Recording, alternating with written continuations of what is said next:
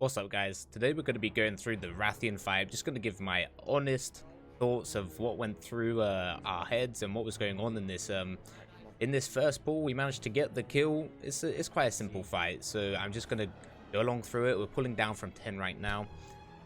Early pull, that's absolutely lovely. Thank you very much to whoever that was.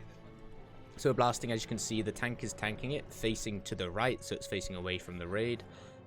He's going to get a big breath stack. As you can see, the people just got a lot of fire on them as well.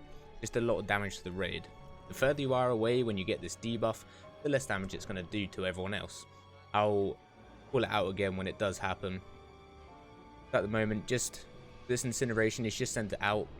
And look, people are running away. Easy as that. It's going to explode, do some damage. You can precast really easily on this healers. Make it nice and easy to heal up. Other than that, just keep beating on the boss. You did bloodlust at the start, but he's going down quite fast. Now Gale Blast here, move out of it. It's as simple as that. Stay away from the fire swirlies. It's basic raiding stuff. Right, he's flown up into the air now. Now don't do what I did. I thought it was directly opposite where he was, so I pulled out this position here. I nearly got half the raid killed. You have to actually look for where he is after he flies up, and then go to the opposite side roughly and find the patch. So I'm very sorry to a few of my raiders there. RIP. Once again we go back. So yeah, that was 3 dead. Oops. Try get repositioned now.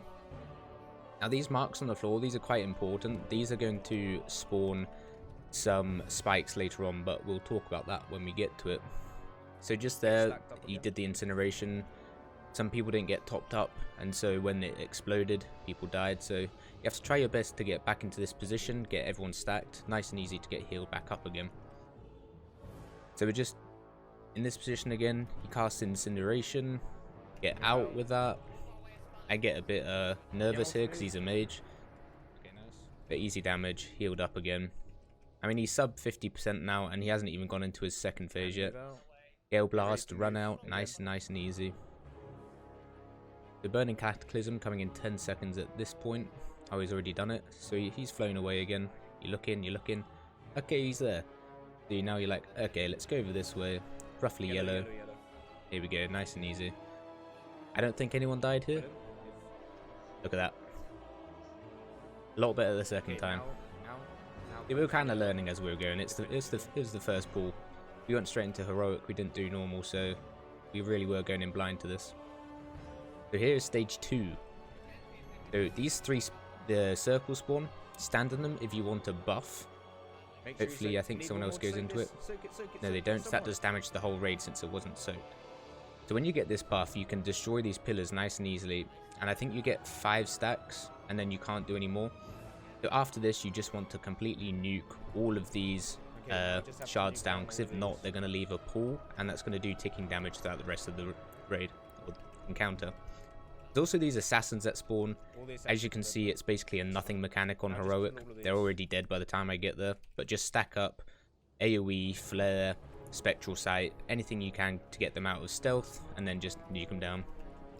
The rest of this phase is just nuking down these shards. It's very easy. There's nothing else going on. There's very little damage going out. This is quite an easy phase. And I must say, when yeah, I thought it'd be good and go do this one solo, but maybe not. As you can see, we've now got 8 stacks of this debuff, and it's doing a little bit of damage, but it's very minimal. You can barely feel it on the healers, I don't think. You run out. I went as far as I could. I got movement speed, so I get back nice and quick. Now we're burning. That's basically the fight now. You shouldn't really get 2 phases, but if you have slightly lower DPS, then you might get a second phase of the shards and whatnot. And if you do get more of these stacks from not killing the shards, then it probably is going to start doing a lot more damage. As you can see here, it's really not a difficult fight, honestly. And I'm sure that many guilds will get this first time, if not in the first couple pulls. If you are struggling, then some kind of stuff to make it more efficient with the damaging is when the assassins do spawn, you can find a nice big cluster of of the spikes, you can go stand on them, start AoEing them down, and try get the assassins out there, get nice and stacked, the pillars. He does the fire phase again, nice and easy to get away from. You go back in, and that's basically it. I don't think we get another fire phase. I think he dies just about here. I like to do random stuff when I'm in raid and open up my character screen. That's really helpful. The healers did well here, so they're on 66k per second, 63, and then roughly around 2 on 50. So it's not the most healing intensive fight.